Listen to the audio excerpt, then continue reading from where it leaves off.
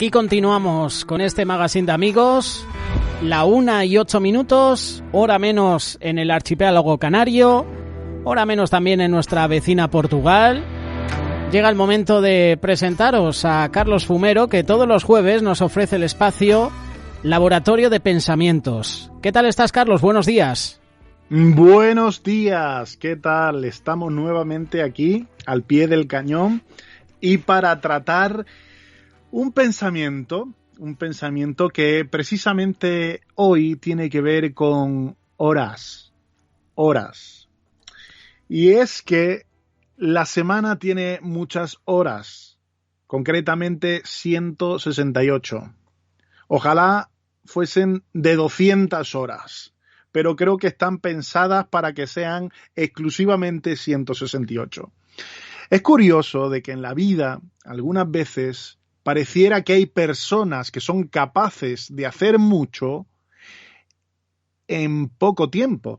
En realidad todos tenemos el mismo tiempo.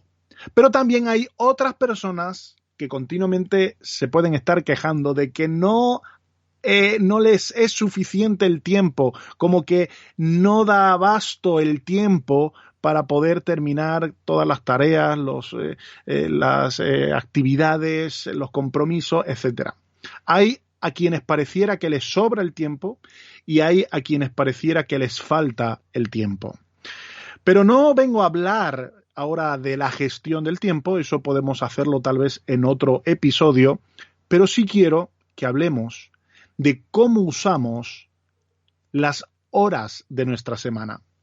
Y hay un concepto muy interesante, esto tiene que ver, pues, este programa pues va un poco más dirigido a aquellas personas que tienen una vida de iglesia.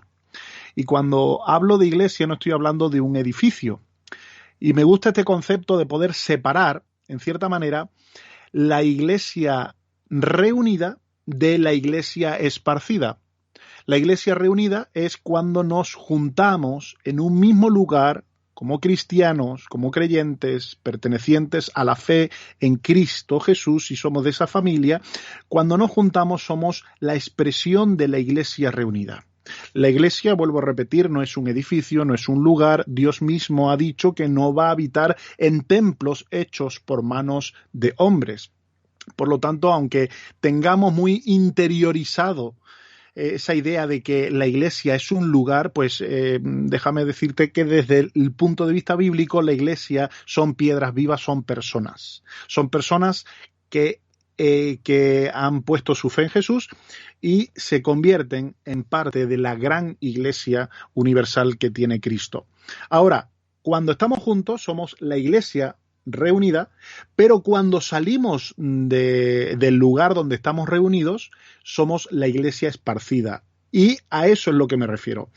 De las 168 horas que tenemos a la semana, vamos a descartar 48 horas que son las que solemos dedicar a dormir. Algunos dormirán más, otros menos, pero vamos a echar un estimado orientativo y superficial.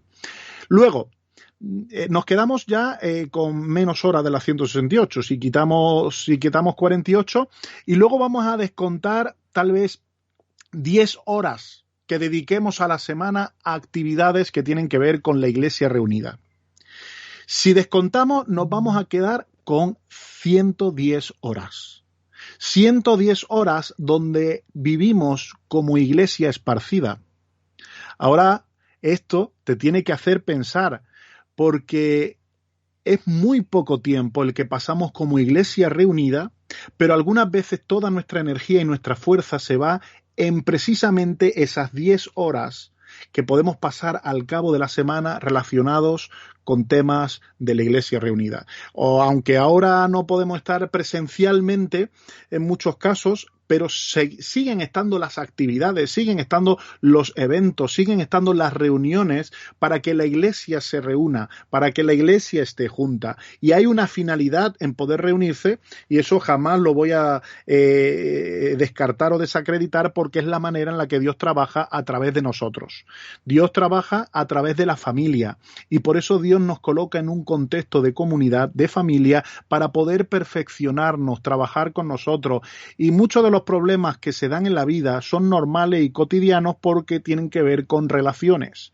Por lo tanto, la Iglesia como expresión de reunida tiene una finalidad, y es que juntos podamos ser pulidos, podamos ser tratados y trabajados en nuestras relaciones interpersonales. De hecho, hay varios pasajes donde Pablo dice de que tenemos que vestirnos del vínculo de la paz, tenemos que aprender a perdonarnos unos a otros, y eso solo se da en ese contexto de iglesia reunida, de familia. Por lo tanto, el juntarse con los hermanos es bueno, es saludable, porque es parte de la forma en la que Dios trabaja en nosotros, a través de relaciones, a través de personas de carne y de hueso. Sin embargo, la mayor parte de nuestro tiempo, donde solemos estar, no es en la iglesia, ni con los hermanos, ni reunidos. Es o en el trabajo, o en el hogar, o en nuestro vecindario. Por lo tanto, las 110 horas que tenemos que saber usarlas y ver esa oportunidad para esas 110 horas se conviertan en nuestro campo de misión. En la iglesia nos juntamos para adorar y ser preparados y capacitados para poder vivir esas 110 horas restantes como iglesia esparcida, siendo de influencia, siendo de impacto para un mundo que vive en oscuridad y que necesita esperanza y luz. Espero estar explicándome, pero aquí este tema al final toca lo que es ser discípulos de Jesús las 24 horas al día, los 7 días de la semana. Tenemos a la semana 110 horas para ser un reflejo de quién es Cristo, para ser una influencia positiva en el AMPA del colegio, para ser una influencia positiva en mis compañeros de trabajo, para ser una influencia positiva como padre o como madre de un hogar.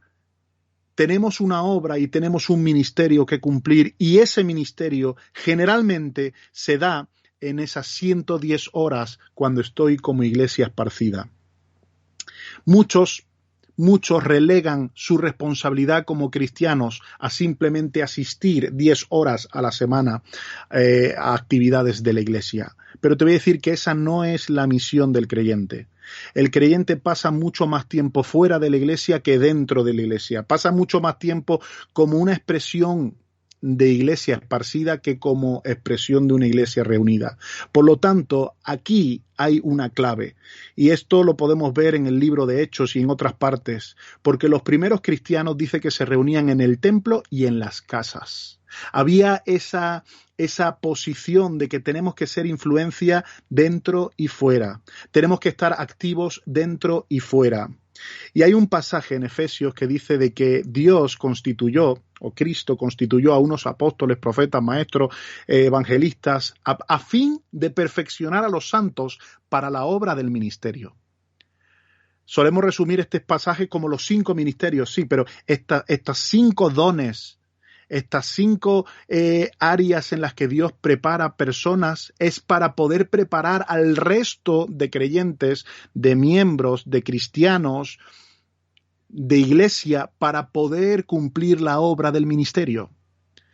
Esto es súper bonito. El día que entendamos que cada día, cada hora cuenta para poder cumplir nuestra misión, y es que cada creyente tiene una misión.